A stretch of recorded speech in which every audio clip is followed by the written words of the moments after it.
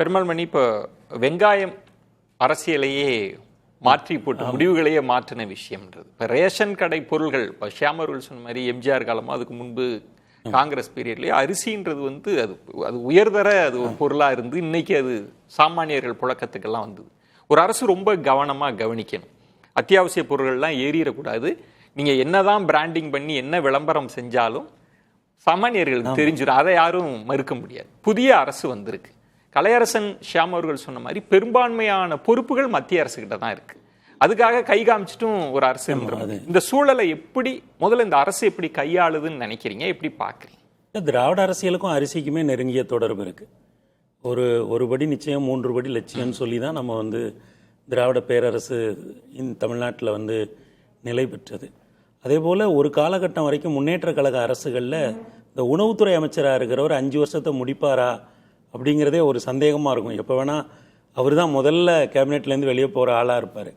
அப்போ என்னென்னா, இந்த அரசு வந்தப்போ இந்த அரசுக்கு ஒரு அதீத கவனம் இருந்தது. உணவுப் பொருள் கொடுக்கறதுல ரொம்ப கவனமாக இருந்தது. இப்போ உதாரணத்துக்கு வந்து இன்றைக்கி உணவுத்துறை அமைச்சராக இருக்கக்கூடியவர் வந்து பார்த்திங்கன்னா, அவருக்கு நிதி இலாக்கா கொடுக்கப்படும் அப்படின்னு தான் சொன்னாங்க. ஏன்னா அவர் வந்து ஐயா விஜய் அவர்களுடைய நண்பர்கள் வட்டத்தில் இருக்கவர்.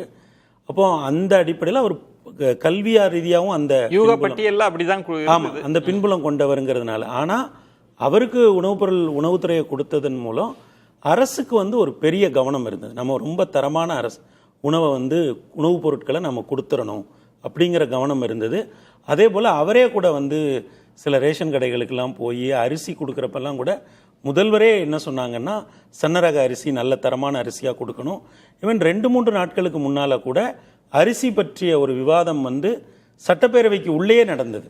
ஆதவ அர்ஜுனா சொல்ல திரு KN நேரு அப்படிலாம் கொடுக்க முடியாதுங்க, அது விளைவிக்க முடியாது, சிக்கல், நீங்க நினைக்கிற மாதிரி அது நடக்காதுன்னு பேசினாங்க. அந்த மாதிரி இருந்தது. ஆனா என்னன்னா, ஒரு பாப்புலர் லீடர் வரும்போது, ரொம்ப மக்கள் மத்தியில் ரொம்ப புகழ்பெற்ற ஒரு லீடர் வரும்போது உணவுப் பொருளை தரமாக கொடுக்கணும் அப்படிங்கிறது அது ரெண்டும் ஒன்னோட ஒன்று. அந்த பாப்புலாரிட்டியும் இந்த உணவுப் பொருளை தரமாக கொடுக்கறது அப்படிங்கிறதும் ஒன்னோட ஒன்று நெருங்கினது. நீங்கள் சுட்டி காட்டினது போல இந்த உணவுப் பொருளோட விலை உயருது அப்படின்னா யாருமே இது வந்து மத்திய அரசு காரணம்னோ இல்லை சர்வதேச காரணிகளையோ யாருமே பார்க்க மாட்டாங்க. தம்பி விஜயோட ஆட்சியில் இப்படி இருக்கு, நம்ம பிள்ளை விஜயோட ஆட்சியில் இப்படி இருக்கு அப்படின்னா அவங்க கண்டிப்பாக நினைப்பாங்க. அப்போ அந்த கவனம் வந்து அரசுக்கு இருக்கு. அதனால தான் இன்னைக்கு கூட இந்த கவனஈர்ப்பு தீர்மானத்தை கொண்டு வந்தவங்களே கூட என்ன சொன்னாங்க அப்படின்னா, இதற்கு முன்னால இது போல விலையேற்றங்கள் வந்திருக்கு, அப்படி வந்த பொழுது நாங்க என்ன பண்ணியிருக்கோம் அப்படிங்கிறத அவங்க சொல்லி தான் இந்த மாதிரி நீங்க வந்து நாங்க அஇஅதிமுக என்ன சொன்னாங்கன்னா, நாங்க ஒரு 100 கோடி கூட்டுறவுத்துறை கிட்ட கொடுத்து அதன் மூலம் வந்து பொருட்களை வந்து நாங்க வந்து பண்ணோம் அப்படின்னு சொல்றது ஒன்று.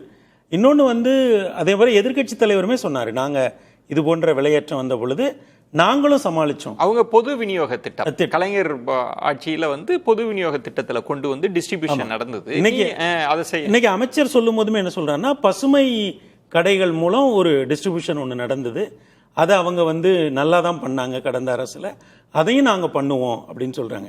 ஏன்னா இந்த உணவுப் பொருள் எவ்வளவு முக்கியம்னு பார்த்தீங்கன்னா, மகாராஷ்டிரால ஒரு IAS ஆஃபீஸர் அந்த உணவுப் பொருட்களோட தரம் அந்த துறைக்கு வந்த பிறகு அவர் இன்றைக்கு வட இந்தியா முழுக்க பெரிய அளவில் வந்து ரொம்ப இன்னைக்கு இந்தியாவில் இருக்கிற அதிகாரிகளில் ரொம்ப புகழ்பெற்ற ஒரு அதிகாரியாக இருக்கார். அப்போது உணவுப் பொருட்கள் மேலே இந்த அரசுக்கு இருக்கிற கவனத்துக்கு இன்றைக்கு அவர் சொல்லுவதை போல ஒரு தற்காலிக தீர்வை நோக்கி அரசு போகுது. ஆனால் அதை தாண்டி இந்த அரசுக்கு ரேஷனில் நல்ல பொருட்களை, தரமான பொருட்களை கொடுத்துடணும் அப்படிங்கிற எண்ணம் வந்து இந்த அரசுக்கு தீவிரமாக இருக்குது. அதோட வெளிப்பாடு தான் இதற்கு முன்னால் நடந்த விவாதங்களில் இந்த அரசு ரொம்ப தெளிவா தன்னோட நிலைப்பாட்டை எடுத்து வைத்தது. அப்போ இது வந்து ரொம்ப டெம்பரவரியான ஒரு ரீசன் தான். ஏன்னா இது வந்து மத்திய அரசு இப்போ ஆரம்பத்தில் அவங்க ஒன்று சொன்னாங்க இல்லைங்களா, மத்திய அரசோட நாங்கள் தேவையான அளவுக்கு ஒரு ஒத்துழைப்பை நல்குவோம் அப்படின்னு சொன்னது. இது போன்ற இடங்கள் வருகிற பொழுது நாம் அவங்களோட ரொம்ப முரண்பட்டு இருக்கக்கூடாது, நிர்வாக ரீதியான ஒரு ஒத்துழைப்பை நாங்கள் கொடுப்போம்னு முன்னமே இந்த அரசு ஒரு முறை சொல்லியிருக்கு.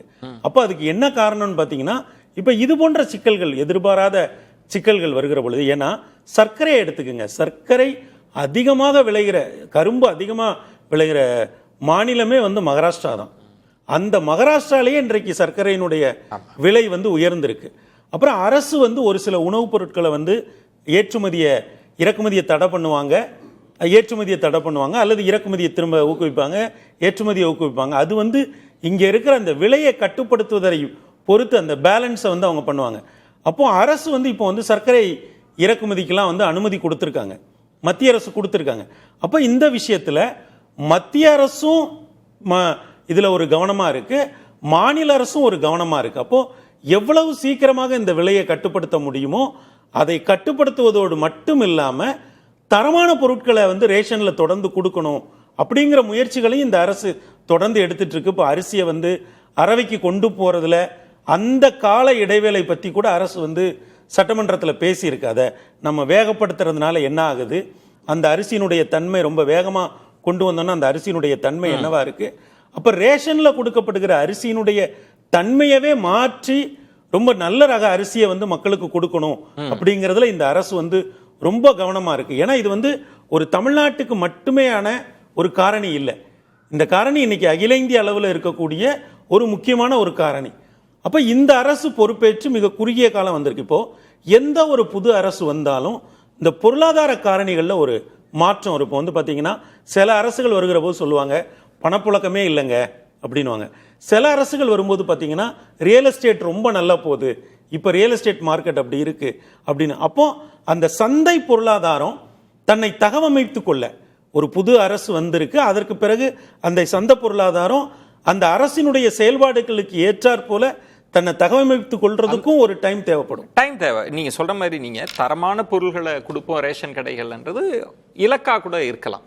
ஆனா இடையில் வருகிற விலைவாசி உயர்வு இருக்குல்ல, அது நீங்க தரமான பொருள் கூட அது இருந்துட்டு போட்டுப்பா, இது நான் வாங்கிட்டு இருந்தது என்னால வாங்க முடியல. இப்ப நம்ம புதிய தலைமுறையிலே தேர்தல் நேரத்தில் பெண் அரசியல்னு ஒரு நிகழ்ச்சி செஞ்சோம். பெண்கள் அரசியல் பேசுறது அவங்க ஒரு முட்டையை ரொம்ப ஏக்கமாக பார்க்கிற ஒண்ணு இருக்குல்ல, குழந்தை கேட்டு என்னால அசைவம் வாங்கி கொடுக்க முடியலன்றது இருக்குல்ல, அது டைரக்டா போய் ஹிட் பண்ணும்.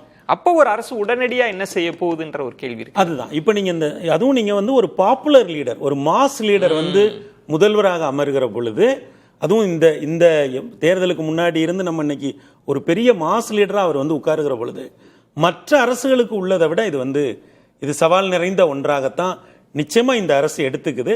அப்போ இந்த அரசு என்ன சொல்லியிருக்காங்கன்னா, கூட்டுறவு விற்பனை நிலையங்கள் மூலம், பசுமை விலை கடைகள் மூலம் நாங்கள் வந்து அத்தியாவசிய பொருட்கள் குறைந்த விலைக்கு எவ்வளவு வேகமாக எவ்வளவு விரைவாக நாங்கள் கொடுப்பதற்கு முயற்சி செய்கிறோமோ அப்படிங்கிறத இன்னைக்கு பேரவைக்குள்ளேயே அமைச்சர் வந்து சொல்லியிருக்காரு.